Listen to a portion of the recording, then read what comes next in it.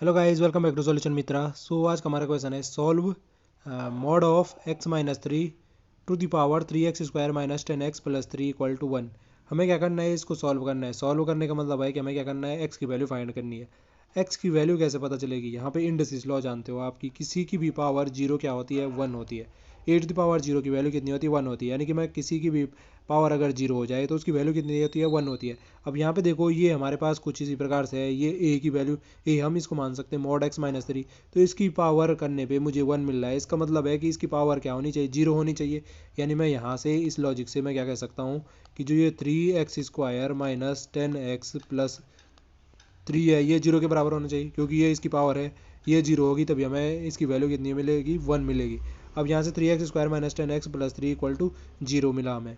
अब ये क्या मिल गई, हमें एक क्वाड्रेटिक इक्वेशन मिल गई। अब यहाँ से इसके हमें क्या करने हैं, रूट्स फाइंड करने हैं। क्वाड्रेटिक इक्वेशन के रूट फाइंड करने हैं।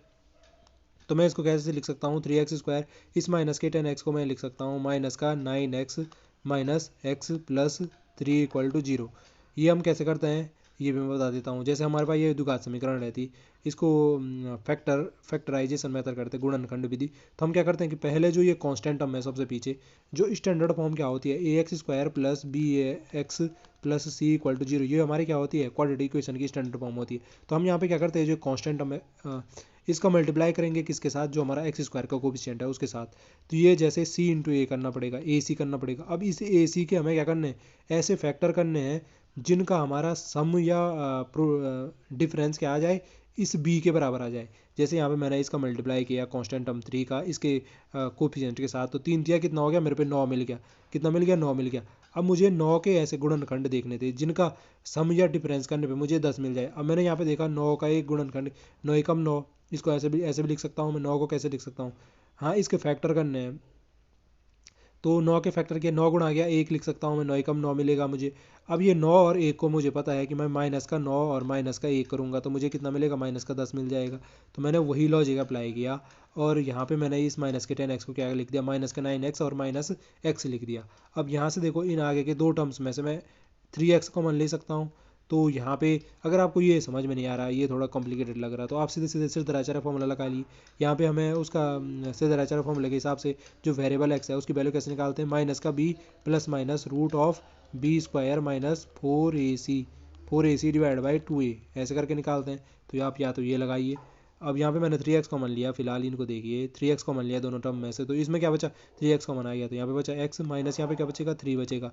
3 3 9x होगा ना, 3 इंटू इसके साथ 3 का मल्टीप्लाई करूँगा तो 3 3 9x हो जाएगा। तो यहाँ पे माइनस का 3 बचा, यहाँ पे माइनस का 1 कॉमन लिया इन दोनों टर्म्स में से, तो ये तो प्लस का 1 बच जाएगा और ये माइनस का कितना बचेगा, 3 बचेगा इक्वल टू जीरो। अब दोनों में से देखो x माइनस 3 कॉमन आ सकता है, तो x माइनस 3 कॉमन लिया, तो यहाँ आगे में क्या बचा, यहाँ आगे में बचा 3x और पीछे में क्या बचा, माइनस का 1 बचा इक्वल टू जीरो। अब यहाँ से देखो x माइनस 3 बराबर जीरो, या तो ये हो सकता है तभी मुझे जीरो मिलेगा, इन दोनों में से एक को जीरो होना पड़ेगा ना, तभी तो जीरो मिलेगा। जीरो गुणा आ गया समथिंग इक्वल टू जीरो आएगा। तो x minus 3 equal to zero हो सकता है, या तो ये हो सकता है कि 3x minus 1 equal to zero हो सकता है।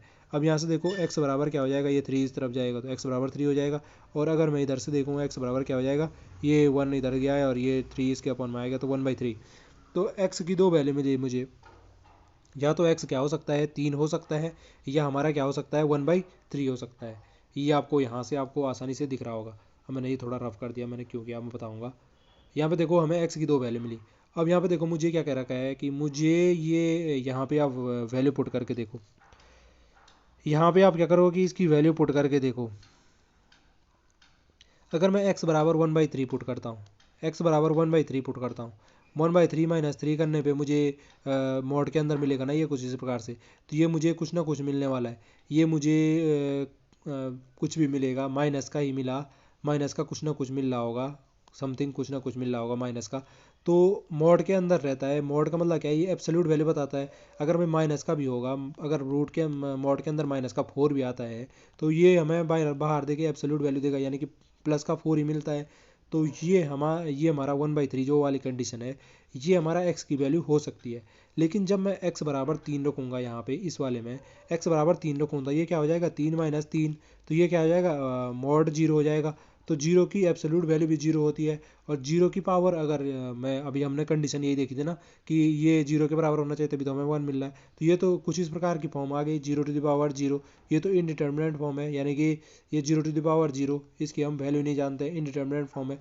तो ये वाली कंडीशन तो पॉसिबल नहीं हो सकती है, इसीलिए एक्स बराबर थ्री हमारा क्या है, पॉसिबल नहीं है। और जो एक्स बराबर वन बाई थ्री है वो हमारा पॉसिबल हो जाएगा। तो इसका जो सॉल्यूशन होगा एक्स की वैल्यू वो क्या हो जाएगी, x equal to one by three हो जाएगी। तो ये था जी। आई होप अगर आई होप आपको जो कॉन्सेप्ट है वो समझ में आया होगा। अगर आपको वीडियो पसंद आई है तो प्लीज़ चैनल को लाइक शेयर सब्सक्राइब करना ना भूलें, ताकि हमें इसी प्रकार की वीडियो बनाने का मोटिवेशन मिलता रहे। तो फिर आपसे अगली वीडियो में मुलाकात होगी, तब तक के लिए आप स्वस्थ रहें, मस्त रहें और अपने काम में व्यस्त रहें। धन्यवाद।